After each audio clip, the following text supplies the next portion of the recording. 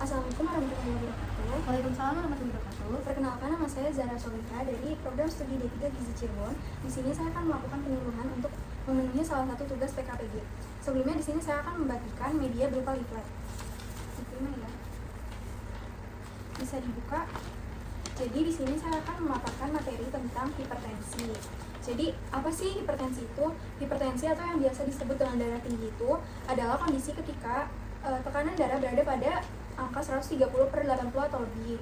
Lalu hipertensi bisa menyebabkan komplikasi serius jika tidak segera ditangani, seperti gagal jantung, penyakit ginjal, hingga stroke.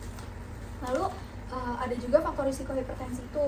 Beberapa faktor risikonya itu seperti kurang aktivitas fisik, lalu memiliki keluarga yang sudah menderita tekanan darah sebelumnya, lalu juga bisa menderita obesitas, diabetes, atau penyakit ginjal.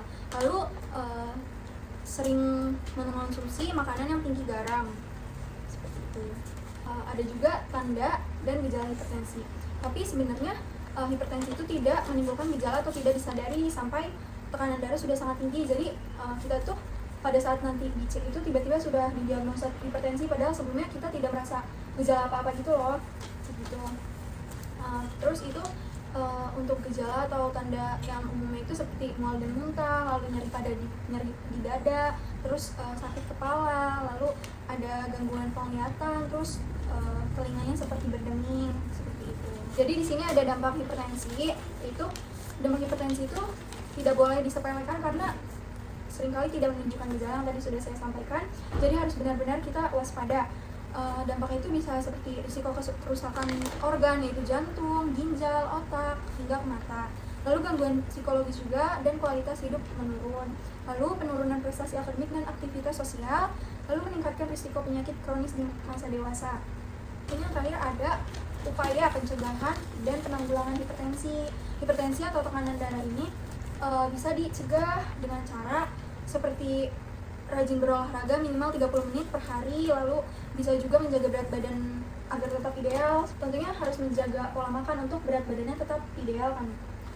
Seperti tidak boleh makan tengah malam, itu kan tidak baik ya. Lalu bisa juga mengelola stres dengan baik, jadi tidak boleh stres yang berlebihan gitu. Kita harus mengontrol stresnya. Tentunya kita harus mengurangi makanan yang tinggi garam. Kita harus membatasi jumlah garamnya dalam makanan. Tidak boleh lebih dari 1 sendok teh per hari, jadi harus dibatasin seperti itu. Lalu tidak lupa untuk selalu rajin memeriksa tekanan darah secara rutin, jadi untuk mengetahui apakah kita tuh terkena hipertensi atau tidak, seperti itu. Apakah sudah jelas atau mungkin ada yang ingin ditanyakan yang belum kurang dipahami? Jadi saya mau bertanya. Mau tanya apa? Saya kurang paham. Kalau misalkan penyebab utama dari hipertensinya sendiri itu apa sih? Sebelumnya tadi kan saya sudah menjelaskan di awal ya, kalau misalkan faktor penyebab dari hipertensi itu banyak banget. Salah satunya bisa dari keturunan keluarga, terus juga bisa jadi karena kurang aktivitas fisik, kayak mageran. Biasanya kan anak muda pada mageran gitu kan, kayak pada rebahan, scroll TikTok gitu. Itu juga. Terus karena ini mengonsumsi makanan yang tinggi garam seperti seblak, bakso, itu kan garamnya banyak banget, udah garam, micin, seperti itu. Gitu ya Teh. Sudah? Ya, jawab? Ya.